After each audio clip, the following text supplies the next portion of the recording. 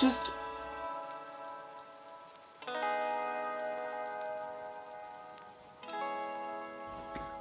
Hi pals, it's me again, Artie, and this week I'm talking about the UK 2021 series of Married at First Sight. I can hear you already, Artie. Why the fuck are you discussing this very peculiar reality TV show? Well, seeing as I love talking about communication and trauma, this show is the perfect example of that. Before I go any further into discussing this program, I want to just say, you know, that all of my opinions are based entirely on personal experience, personal research, and what the show gives us. I know that reality TV often misconstrues things for dramatisation. There's probably a lot of things that they haven't included. Some of it could be some of the things that I feel like the show was missing. And also, these are real people. I don't mean any offence to any of these people with anything I say. It's more of a critique of the show and how that has been set up, and I absolutely do not encourage anybody to be horrible to any of these contestants. I guess that's what they technically are, because I generally just want to talk about why I think this show has kind of set 99% of these couples up to fail. So we have, at the beginning of the show, 8 couples, one of them's gay. So we have Jordon and Alexis, Nikita and Ant, Josh and Amy, for some reason I just could not remember his name, Mog and Luke, Marelize and Frankie, Adam and Taya, Bob and Megan, and Dan and Matt. I'm filming this on the 26th of September. I know there's a week left of videos, but it's not specifically about the outcomes or not necessarily. It's just more of what I think of the show so far. Spoilers for anyone who's not caught up to the second to last week of things going on. Okay, 2 couples split up and then create another couple, which is Ant and Alexis. So generally overall, I can see where the experts were coming from, where they paired these people together. You know, for the most part, a lot of them do cover a lot of looks preferences in many ways, but it's mainly set on personality kind of traits, personal interests, and future aspiration kind of things. So like whether they want family or whatever. I had some issues with a few of the things where it's like 2 of the couples have quite a big age gap. Dan and Matt have 12 years in between them, and Amy and Josh have 8, which, you know, I don't inherently think is a bad thing, but I do think it's something that should have been clarified before matchmaking if they were okay with it, along with things like having children in the future, which is Mog and Luke's problem. And so I'm fine with the age gap with these 2 couples because both of the younger of the couple are 26, so my age. You know, I feel like they've had enough life experience. They should be scientifically fully developed in the brain sphere, you know, that sort of thing. And it's, you know, it's not as if any of them are freshly legal teenagers to 20-year-olds. That's where I would have had a problem. With Dan and Matt, they're both in kind of that space of mind where they want to settle down, have kids, and actually the same with Josh and Amy. They want to have kids soon, like relatively soon. That's sort of where the age gap doesn't really matter so much, because, you know, that's kind of what they want in the next few years anyway for themselves. Amy also had, I believe she miscarried one twin and had to have an abortion for the other twin due to complications. She was engaged to a man who fucked her over as well, so she has a lot of that trauma from her past, which has led her to spiritualism. As a casual spiritualist, I have no problem with this, but religion and spiritualism can cause problems in relationships. Alexis and Jordon were a bit of a weird match in some ways. I did understand it from, you know, what they said on the show. They're both very active. They both have like similar life experiences from their like rough childhoods with like certain parents. Alexis had an absent father. Jordon didn't have a good relationship with either of his parents, so he ended up living with his grandma for a while, I think. I think they've both discussed growing up as mixed race and how they like struggle to find their space in the world because of that as well. So, you know, lots of things I can understand why they could be a good match together. But it was kind of off from the very beginning that Jordon didn't want to talk very much. Like, he didn't say a lot at the wedding, wasn't trying to get to know his wife very well. She had to take him out and sort of ask him some questions about himself, and then that's when they kind of found out they had some similarities in their past and such forth. Nikita and Ant were a fucking weird one. For a start, Nikita's list was all physical, like, appearance related things. Ant met most of those. He's literally a model. He's very good looking.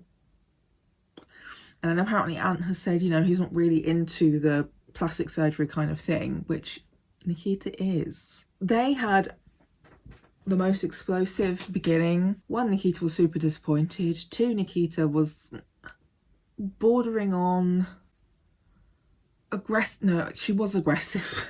I was trying to figure out what words I wanted to use. She was very aggressive in the arguments they had. Threw things at him. I know they weren't things that would hurt him, but you shouldn't throw things at people.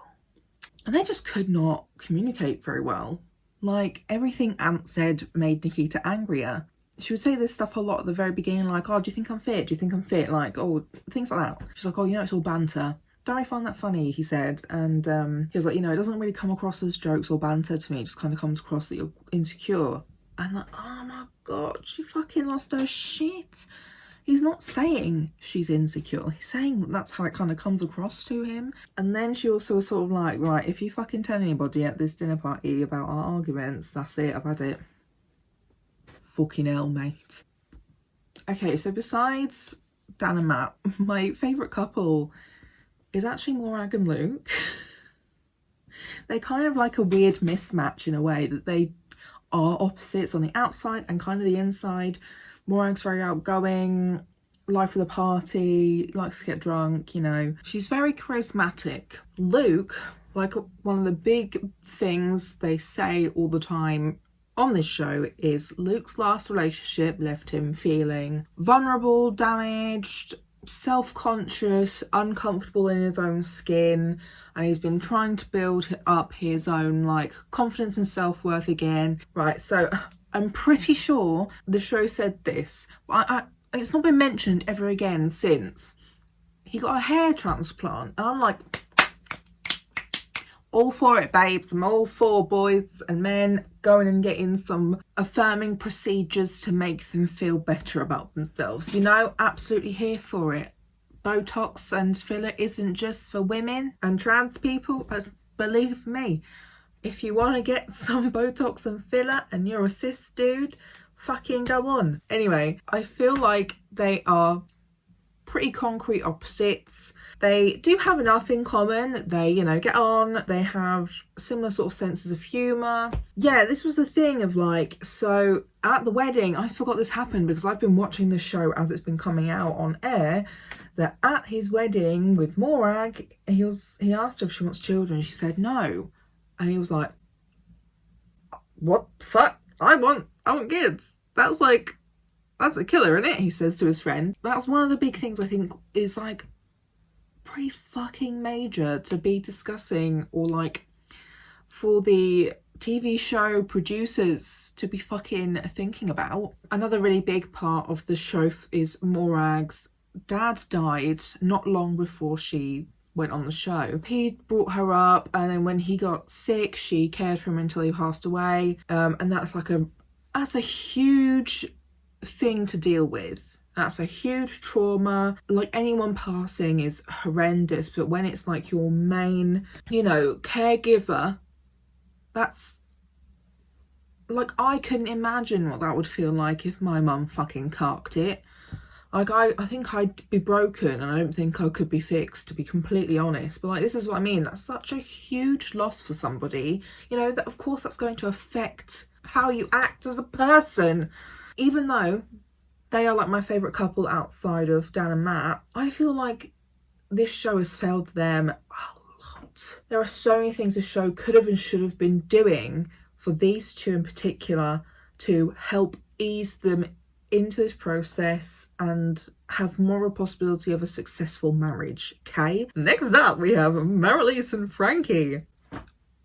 Our resident mature couple in their like 40s, I think. Marelize is, you know, gorgeous, fit, has 2 like young kids, but not like infants. They're like, oh, I don't even fucking know, 6 to 12. I have no idea. I don't really care for children. You know, doing really well by herself, has this gorgeous, massive fucking house, has several dogs. She looks gorgeous. She looks about, you know, her age, but she looks great for her age. She's slim, fit, you know, all that white privilege kind of shit. But, you know, she seems very nice, but she really wants an alpha. Anyone who uses terms like alpha and beta and things like that is just an immediate red flag for me. So, and what does she get? She got an alpha, Frankie, who is whatever fucking age he is, does whatever masculine job he does that's to do with self-defense and fighting in Dubai. You know, there are some things I can respect about him. Like, he was like, yeah, okay, found out she has kids on the day, which is another thing that should have been fucking discussed. Are you okay with marrying someone who already has children? Luckily, he was fine with that, you know? And, you know, and he has sort of said on the show, his version of perfect would be going back to Dubai with whoever it is he marries. This before he got married. But he has felt like something missing in his life, even though he has all this amazing stuff to do with his career, home, where he lives, blah, blah, blah. He feels like there is something missing in that sort of like romantic relationship aspect of things. So he has always said from the beginning he's open and willing to coming back to the UK. Lovely. His mum was adorable when she met Marelize. He speaks about Marelize very nicely. He's like, oh my God, I wanted this, you know, I got this strong Yorkshire lass who's a trooper, but also she's just so beautiful and elegant like a princess, you know, like things that I would find weird compliments, but you know, in context, they're quite sweet. However, Frankie has problems opening up and speaking about emotions. There's also some issues with dominance here. And I mean, there are some bad things that happen a bit later on. Nothing like physical violence, but like some things that you're just like, what the fuck? Also, his wedding speech was the most sexist and chauvinistic piece of shit. And everyone was like, that is not Frankie. We have no idea why the fuck he wrote that. I just wanted to pass away. I was ready to leave. And then we have Adam and Taya. Adam has these 2 really sweet parents who got married very young and they're still together and still very happy. His dad's very like adorable old man kind of deal. Adam seems to take quite a bit after his dad. You know, he's never had a relationship before. Never. So that was like my red flag. He's never been in love or never had romantic feelings for anybody. I guess that's kind of what they were saying and implying on the show. And now he's just jumping straight into fucking marriage, you know? Taya. Her dad will not even be on the show. Taya's mum is on the show, but is very stern and vocally against this. Taya literally moved to Australia for her last partner who she was engaged to, and had a miscarriage. So, trauma, awful. At the wedding, for some reason, someone thought it was a fucking good idea to send the bridesmaid down the aisle first. And there's only one, and it's not that obvious it's the bridesmaid. Adam thought that she was the bride. And I was like, oh my God, the second-hand embarrassment. I want to pass away. Because he goes, oh, wow. Oh, yeah, I'm Adam. And then she goes and sits down. He's like, oh. And then his dad goes, that's the bridesmaid. I want to pass away. But then Taya comes down the aisle and goes, oh, wow. Just does it again.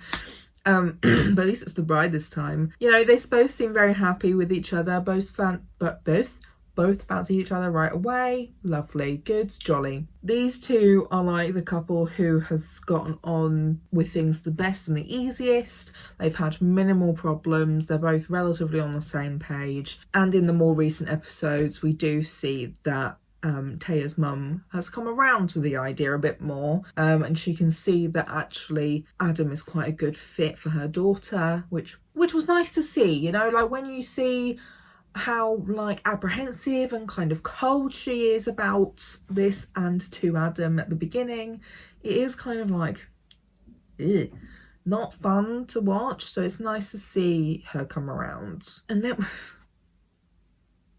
we have Megan and Bob.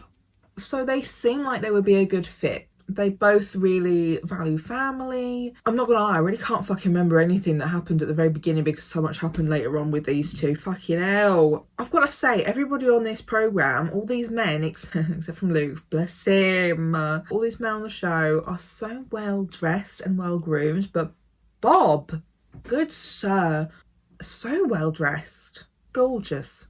Wow, magnifique. You know, he's like bright and bubbly, very energetic with his friends, kind of like the class clown kind of vibes, likes to be centre of attention, making fun and, you know, cheering people up and having a good time sort of moods. But he really wants to find love because he really wants to have, like, you know, all that family, he wants to have the other half and blah, blah, blah. I don't remember why Megan came. She has dated the wrong men, is what I remember. She's bad at picking men. And Bob was not her typical type physically, which is like a regular thing that happens in this show. Most of these people were not each other's types, or at least one of them, you know, said that about the other. And like that was the solid thing that the experts kept saying, was like, we know this was not your type physically, blah, blah, blah, but they would be a better fit for you, and that's why you've not found success in a relationship yet, because you are going for the wrong people. You keep falling into the same patterns, which, you know, I agree. Big mood. Did it myself. Could not stop picking toxic men. And then started dating people who just reminded me of myself, which is no better. Which is why I've been single for 3.5 years. Like at the wedding, they looked like such a cute couple. Bob cried. Love him. He's so attuned with his emotions. He cries a lot in this show, which is very unfortunate because it's mostly for bad reasons. They were just, you know, they looked the part. They really looked the part.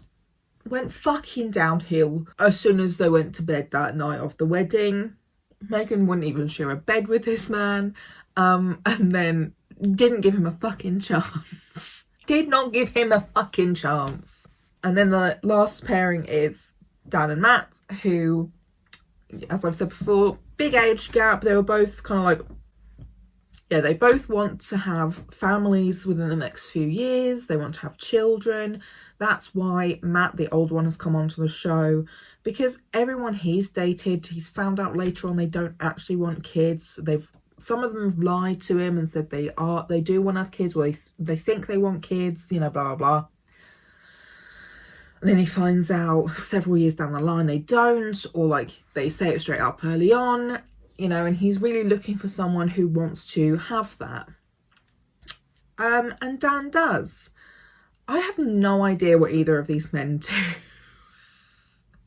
But Dan lives in Northern Ireland, very beautiful, rural, seaside vibes. Dan, marry me. I'll go live in fucking Northern Ireland on the beach with you.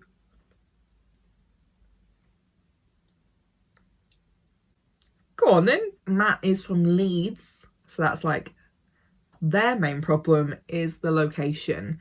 I don't even know how to get started, so I'm just gonna try and go from the topic of the video, which is communication and trauma. So as I've gone through each of these couples, each of these people, everyone has their own trauma. So yeah, all these people are real people, right? So this is where the flaw for me is in this program. They have taken everybody at face value. So like, if they had done this experiment, paired everybody up the way they've paired them up, and they didn't have past trauma, I'm sure all these people would have been fine and still been together. But because pretty much everybody has some kind of trauma at some point in their life, these people have traumas. Like, these people are not just who they've presented themselves as, they are also like very sensitive and fragile and vulnerable people, which directly affects their communication skills and their abilities to connect with other people. So with Jordon and Alexis was also really horrendously bullied in her teen years childhood. She was told she was ugly all the time, and like that still impacts her self-esteem now. And so one of their first like big arguments happens on the honeymoon. She asked Jordon, is she his usual type? And he said no. And then she asked what his usual type is, and it was tall, leggy, blonde, blue eyes. Alexis is a mixed race black girl. So plus, I don't think his response was bad. I don't think, you know, just because you have a type doesn't mean that you can't find other people attractive as well. But because they don't know each other, he didn't know that that was going to hurt her feelings, right? And then later on, that upsets her. They then get in a fight later on because they do some water sport thing. Scares the living shit out of her, which I think she should have said this before she did it. But, you know, that's neither here nor there. Yeah, she's scared shitless on this thing. He's laughing because he's having fun. She translated him laughing as him laughing at her, which, again, neither here nor there. Whether he was or not isn't really the point. I don't think he was, but, you know, the way she took it is that he was laughing at her. So when she was trying to bring this up to him, her communication style can sound kind of aggressive, has a lot of swear words, also rewinds. I don't want to call her communication style aggressive because it's not. It blunt. That's it, because like that's how I can really relate to her communication style, because that's how I communicate too. And I get called aggressive. I don't like that because I'm not being aggressive. I'm just being honest and blunt and direct. That's what Alexis was doing. But as I just said, it was taken as aggressive. She, you know, she uses swear words. Like, I also use a lot of swear words. You can see in my fucking videos, bitch. I use swear words as like a way to emphasize this particular thing has had a really big impact or is very important, or, you know, it's like, it's to add emphasis. Oh, drop that shit on the floor, you know, instead of saying stuff, right? So like, as an example, I understand and I can relate to it. I personally don't take that kind of communication style to heart or as like a direct insult in any way. But also, Jordon doesn't like ladies swearing. You know, like, I was on his side. I was on both their sides, but I was on his side until he was like, it's not very ladylike to swear. Oh, fuck off. Fuck off, Jordon. My diddly dude. Shut up. And, you know, he started tone policing her on her own feelings, and I fucking hate people tone policing me. So rather than like seeing, listening, understanding why she's upset and being able to discuss, you know, oh, I wasn't laughing at you, I was having fun, I didn't realise you were upset or shaken, you know, next time we can do it this way, you know, if this has upset you, this is how you can tell me and I will understand, you know. There's none of that. Because the experts don't fucking talk to any of the contestants. So that was their honeymoon. Going great. Because they were getting on, which is kind of sad. They were getting on. Ant and Nikita, again, it's the same as the last one. There was no mediation from any experts at all to help them have a conversation so they can understand each other. They were more interested in getting, one of each couple tends to be more interested in defending themselves because they feel like they're being attacked, rather than being open to communication and understanding what they did that may have come off in a certain way. The basis of the programme after the honeymoons is that they move into these teeny tiny apartments in Brighton. So I pretty much think it's an advert for those apartments because we've had a few new builds. They hang out with their partner all week, have a dinner party with the other contestants where drama always ensues pretty much. And then the next day they do a commitment ceremony where they have basically couples counselling in front of everybody, when they then decide whether they're staying or leaving. But also it says that if one of you wants to stay, then you both stay, and it's like, that's a bit fucked, isn't it? Surely if either of them wants to leave, they have to both fucking leave. Like, that's how real life relationships work. Also, quick note, they're married, but the marriage is not legally binding. So like, a lot of the stakes they keep talking about just don't even fucking exist. So with the communication, they ask really personal questions. They even ask about the sex life, because one of the experts is a sex therapist expert, what the fuck ever, I don't know. And they have to answer these questions in front of everybody else who's still in the programme. Why? Like, I think they needed couples counselling, just them and the experts, so they can actually be honest, because a lot of them fucking aren't. I feel like in some ways it has been beneficial for them to do this in front of other people as well, because some of the other people have been able to call bullshit on stuff, right? But they need more of a one-on-one kind of approach so they can actually work on their relationships. These also seem to be like 5-10 minute conversations. They need it, like, you know, therapy is like 50 minutes a week, maybe, sort of, depends. And then because everybody seems to have like some kind of trauma they've got to deal with, or some kind of like block. So like, we don't really know a lot about Josh, but we know that he struggles to be emotionally available, and he's not the only bloke who has said that on this show. So like, they have their own problems they've got to deal with separately, as well as in their couples. That's why this show has just sort of set them all up to fucking fail. The only couple that I can see definitely working out, Taya,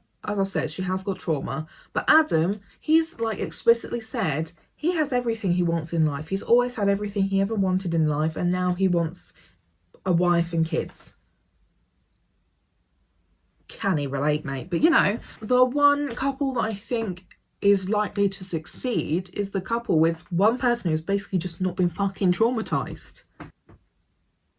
Hello? So please be fucking with me. Right, communication failures are like constant with these people. So as we know, Ant and Nikita did not get very far. They actually booted Nikita from the show because her behaviour was just so beyond inappropriate for this show. But again, if they had these kinds of conversations talked about within like a more professional therapy setting, it would have been less likely that Nikita would have thrown anything at Ant. I know this show is for drama and entertainment, but I feel like they've missed such a huge educational aspect of this, because people are going to think, fuck it, just set me up, let's find someone who will match me with somebody, and then I'll just take it as it is, without any real conflict solution or learning how to communicate with each other, with different communication styles and different wants and needs and love languages. One of the big couples with problems like this is Amy and Josh, who are still in the show from when I last watched it. Basically, Josh is very closed off, right? As I said, he doesn't really know how to connect with his feelings or how to be open with his feelings. He's quite skeptical as well, does not enjoy Amy's spirituality. She does kind of force it on me a little bit, but I feel like, you know, I understand why spirituality is so important to her. Lots of people, you know, turn to religion after traumatic events. I think that's why she needs personal therapy as well, if she doesn't have it already. This is another thing as well. These people may have had therapy or may have therapy separately or even behind the scenes on this show that they just didn't include, right? So this is all just based off of what I've seen on the show and having no idea about these people personally. And again, mainly critiquing the show, not any of these people at all. Because, you know, we all say and do stupid shit. I deeply identify with a lot of people in this program. I really identify with Amy specifically as well. I enjoy spirituality. It has helped me with a lot of like my traumas and mental health issues and blah blah blah, and also the way she is of like so people criticize her a lot for just being stroppy for no reason, and I'm there like, yeah, I mean, I get where everyone's coming from. She suddenly has a mood switch. I'm not going to say mood swing. I really hate the connotations that come with mood swing. She switches from like fine to then being really upset and bothered and annoyed by things very quickly. Big moods. That big BPD and autistic mood, bitch, and ADHD mood, honey. Not saying she has any of those things. I do though. So like, you know, I can identify with that myself and, you know, see that, you know, it's not always something you can do anything about. Sometimes it's just something is just fucked you off that day and you can't always identify what it is. So like there's a point, it's the homestays, they're renting a place together, she walks in, she fucking hates everything. Oh, there's so much bloody wood, I fucking hate the wood. Oh, it's disgusting, I hate it. Oh my god, who designed this house? And like people watching it are like, shut up, you are renting this random fucking house together, get over it. But what I see is that there's probably something else that's bothered her and it's coming out in words about the house, something that doesn't actually matter. And then she's really aggy with Josh when they're unpacking the groceries, and also when they're trying to cook together, but also like, have you tried unpacking groceries and cooking with people? In my own house right now, you just gotta exit the fucking kitchen. Some people just can't cook or like unpack the groceries together. That's just it. Josh was trying his best. Like, he has improved during the show. He was called out at one point, like, look, you're really giving Amy fuck all. You need to give more. You need to try more and be more touchy-feely and open in the way that Amy needs to know that you are interested, do want this to work, that sort of thing. You know, fair enough. And he agreed. He does agree. Something else I want to add in here that unfortunately disappeared with some of the glitches I had is that they, you know, only end up giving this advice to like 20% of the people, like even other people who have the same kinds of issues. So Ant and Alexis, when they were together on the show, Ant is like, oh well, I'm open, but then he doesn't actually do anything to actually consciously make an effort in this same way of like Josh actually does for Amy. You know, Alexis wants a bit more of the romantic hand holding, maybe kisses, more chatting in that sort of way, you know, similar things to what Amy wanted, but just because Ant says, oh, I'm not feeling it, slow burner, he thinks that's enough and it's fine. He doesn't really make the effort, whereas Josh says the exact same things of, I'm a slow burner and I am a bit closed off, but he does put in the effort. So it just really annoys me that even the experts picked up on this with Ant, but they never told him and then they left the show.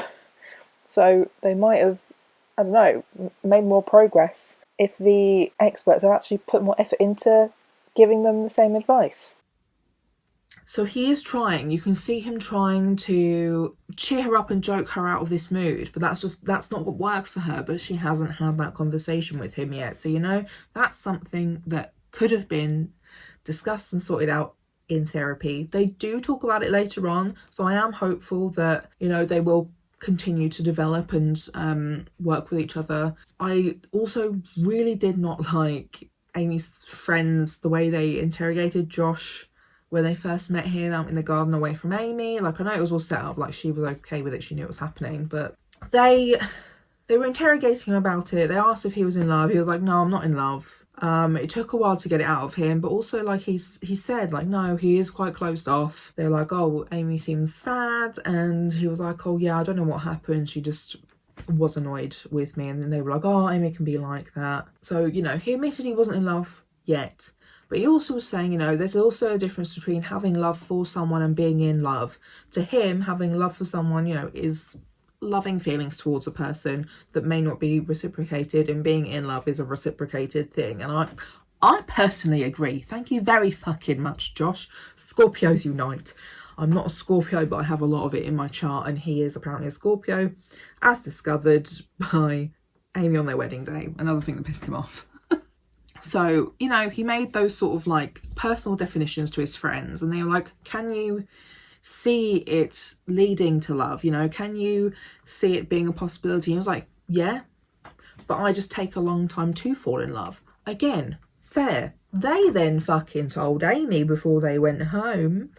That's not what he fucking said at all.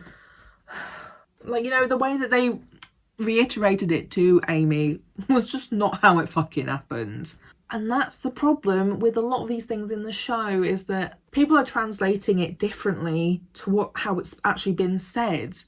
And that's including these family members or friends that are coming in for this like homestay part of it, you know, and including contestants on each other's relationships, right? So like there was a point when Amy and Josh were sort of like, oh yeah, well, you know, we're some of the only ones who are actually honest when we sit on that couch, and other people just pretend that they're, you know, everything's dandy, which I agree with. This was a few weeks ago, and Taya and Adam took personal offence to this. And so my theory for that is like, okay, so if you really are secure in your relationship, why have you taken so much personal offence to an indirect comment that may or may not even be about you? You know, we're asking for clarity, and after she said, no, I didn't mean you, or like, yeah, I did mean it, I can't remember what exactly happened, but you know, they just took a lot more personal offence. That makes me think, are you really as together and happy as you're portraying?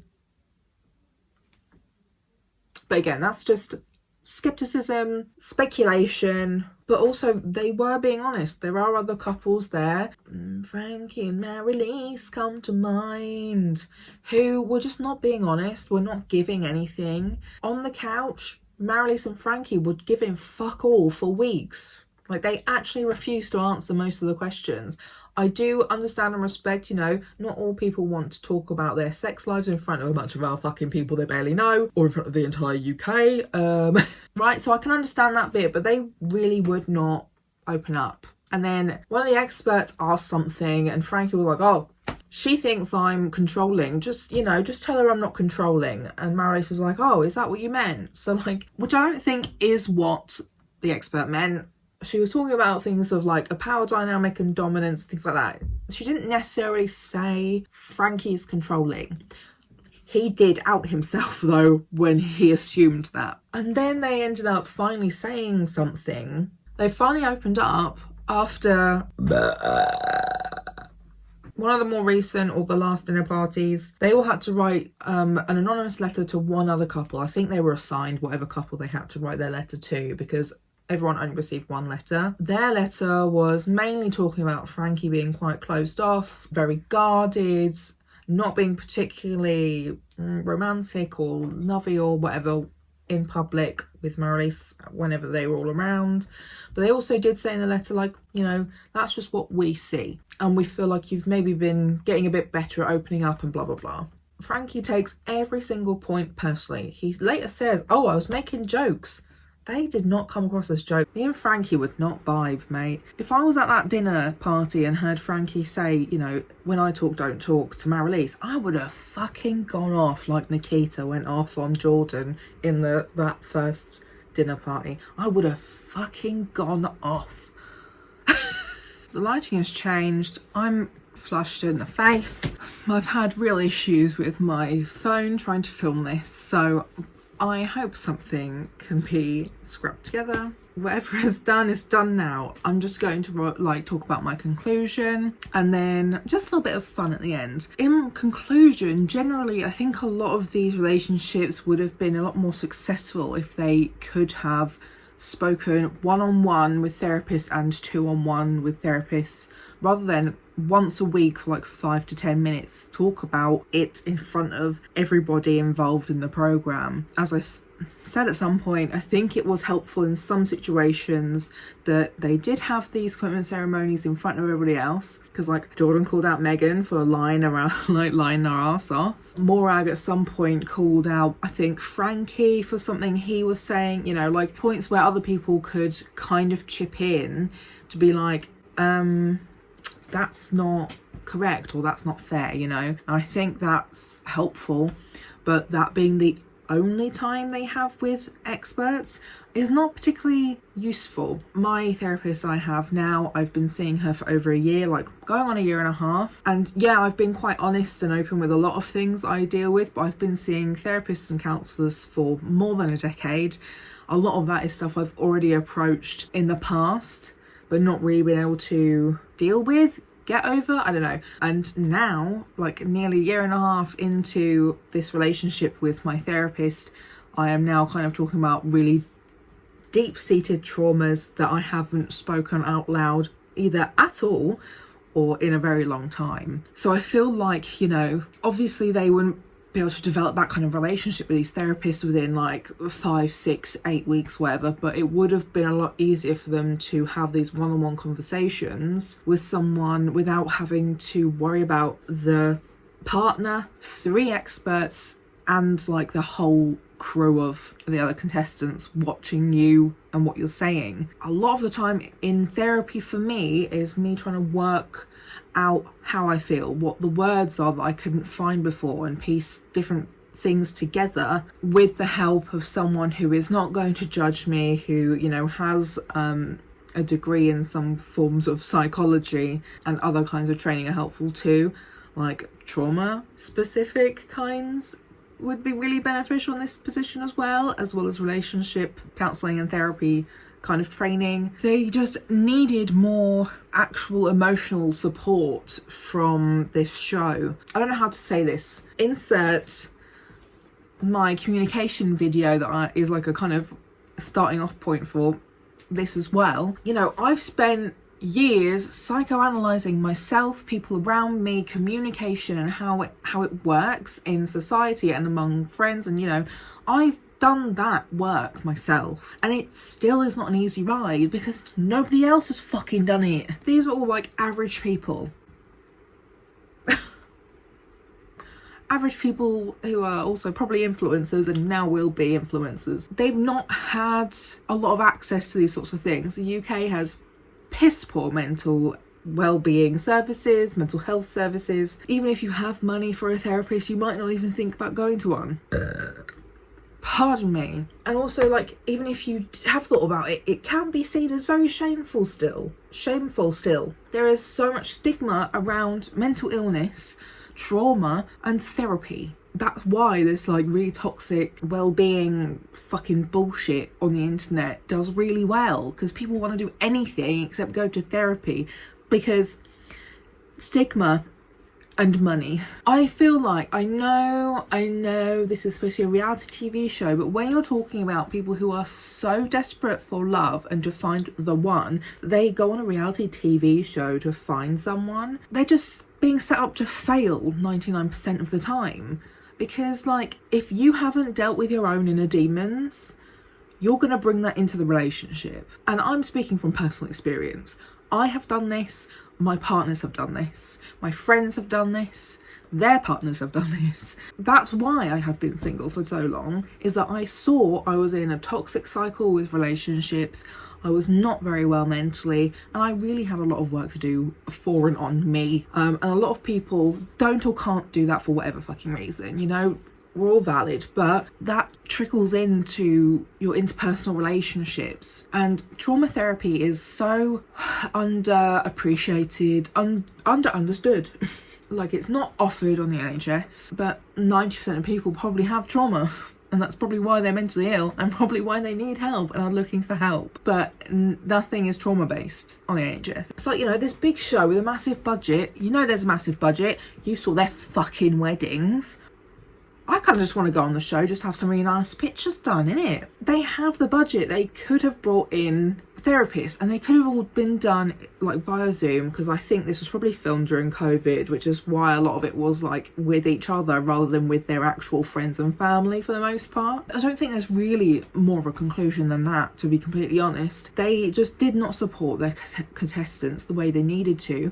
And they are kind of putting it out there as, I know it is just for entertainment, but it's not teaching anybody anything. They are in a position where they could have taught people how to communicate in their relationships better with or without therapists. You know, the people who don't have access to therapy and therapists, whether it's individual or couples, this show could have helped them so much.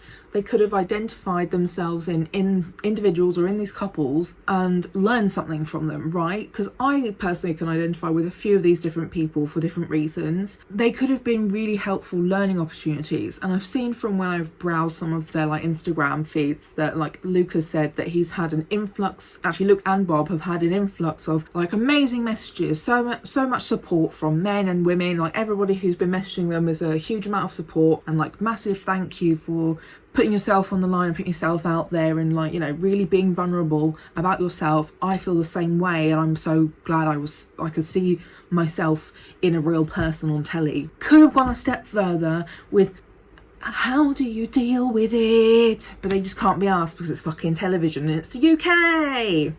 Fuck the UK.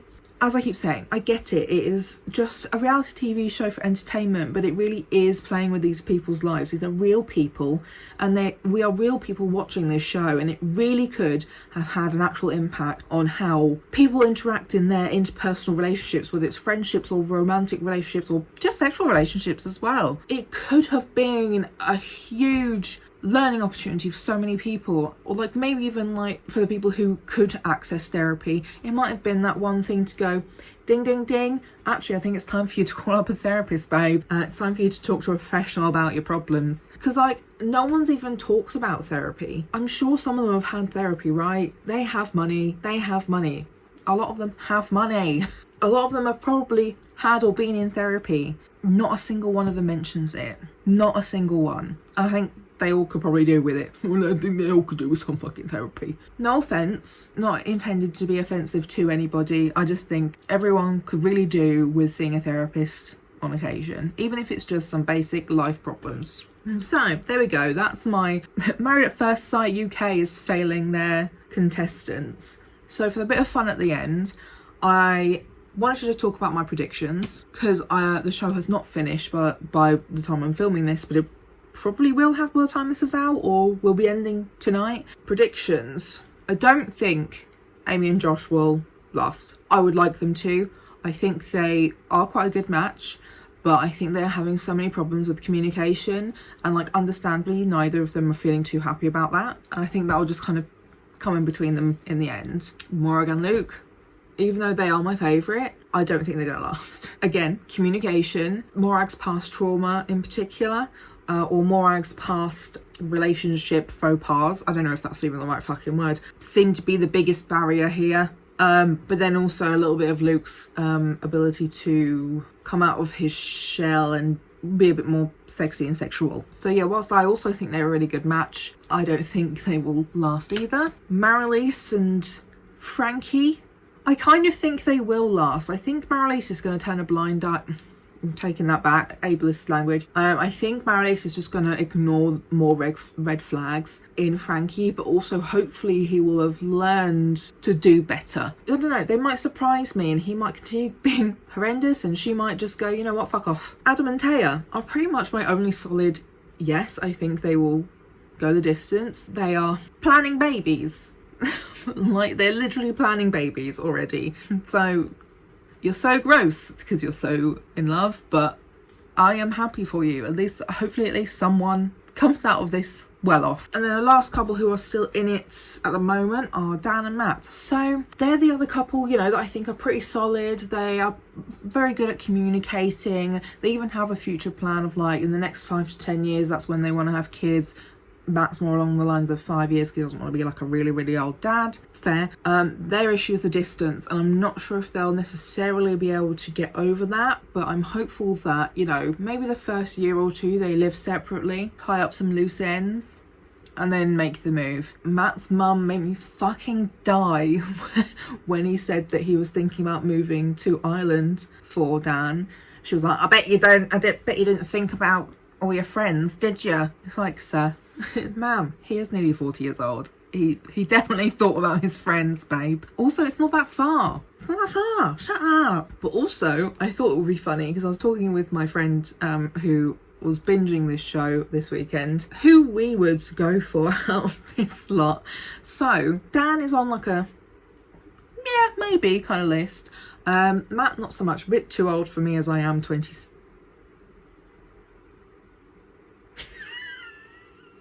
Sorry, I'm the same age as Dan, and I was going to say he's too old for me. Personally, he's too old for me. Bob, call me babe. Age appropriate.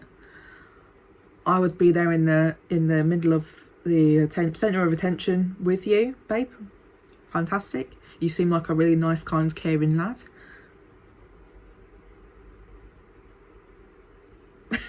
He would be a yes, you know. Megan on looks alone would have been a yes. Everything else, no. I also cannot get past cheating, so Alexis is a high-key yes. Cannot understand how two men didn't see what they had literally in front of them. Are you well? But also, Ant is a definite yes. He's a very good looking man. So if either of you fancy going for a non-binary creative over here, hello. My email is in the description. I don't think I'm any of these people's type. Taya and Adam are no's from me. They're good looking people, age appropriate for me as well, but they're also very nice. You know, I think they're quite nice people, but I just not my vibe. Same with Marelize and Frankie. Marelize is gorgeous, but it would be a no from me. Again, they are both too old. Mog and Luke, right. If Luke was a bit younger, he would be on my yes list. I think 10 years is a little too much of an age gap for me because he's 36. And Morag is also like, Morag's a no from me. I don't think we have anything in common. She is a beautiful lady, and I do think she's funny. I think I'd be friends with both of these for sure, but nothing more than that. Amy is gorgeous, but again, I think, is 34 too old for me? I might push for a 34. 8 years, same as Josh. Yeah, I could. 8 years isn't too bad, but you know, I think she's gorgeous. We could go and have our fucking palms read together and share our crystal collections. I think she is definitely too straight for me though, you know. And also both Amy and Josh really like sports, not pour moi, thanks. You know, same with Josh. I think he's good looking, so he would be like a yes based on looks. He's kind of bitchy in like that Scorpio way, which I can relate to, but nothing else. Nikita is a no. I quite like her personality. She reminds me of some people I know. I find her a bit too volatile. And I have myself to deal with, okay? Like, I think she's really pretty as well. But again, I think her style is not really a style I enjoy or go for. And then last on my list is Jordon, and it would be no. Personality is a no. His interests, also a no. Sports, fitness. I'm disabled, babe. Like, he's good looking, tall, fit, but not enough. Not my kind of ting, you know. So that's the video. I have got 6 different video files of this. I have been sat here for fucking hours, and I've got probably 2 hours worth of footage to edit, so I love that for me. Mini special interest right now is Married at First Sight. I might start watching the other series. Again, also special interest of communication as well, so couldn't shut the fuck up, could I? And I have so much more to say honestly as well, but it just kind of either just doesn't really fit into this, or it will just make this too much, too long. Blah. I have a couple of friends I've been talking to about this and will continue to talk to about this. Can't wait to see what happens in this week coming, or that's just gone for the people watching. Leave a like on this video if you think, you know, you liked anything I was saying. You know, I'm not coming from like a harsh place, or I'm not trying to be critical of any of these real people. It is, again, like I've said a few times, more about the show and their failings of these real people who are just trying to find love. Leave a comment down below. Who were your favourite couple? Who was your least favourite couple? Subscribe to my channel if you enjoy me talking about these kinds of topics. I also talk about books, disabled stuff, chronic health things, LGBTQ plus topics as well. I have a special interest of communication, so anything that kind of fits into that, like this random reality TV show has done, I will talk about like this and just blurt some shit out. I'm working really hard on creating videos that I am proud of, as well as what I hope people will enjoy as well. Check out some of my other videos. I currently have a Dawson's Creek series where I kind of talk about the show in this sort of way as well, where I sort of psychoanalyze the characters, but it's fine because they are not real people. But if you know anyone else who'd be interested in this video, please share it and recommend they subscribe and like and all that as well. I really would like to make this sort of my career path, if you may. I've kind of only just started to honestly be saying that, rather than just letting you believe this is my hobby. No, I would like this to become my career. I have a lot more I'd like to say and a lot more things I'd like to do to help people as well, because I feel like this could be not just an entertaining video, but also helpful for some people who feel similarly to me, or may have watched the show and felt something was kind of maybe not going quite so well as it could have been, or you know, they weren't providing as much support as they could have been. I don't know if any of that made any fucking sense, but like, subscribe, leave a comment, and I'll see you next week. Bye.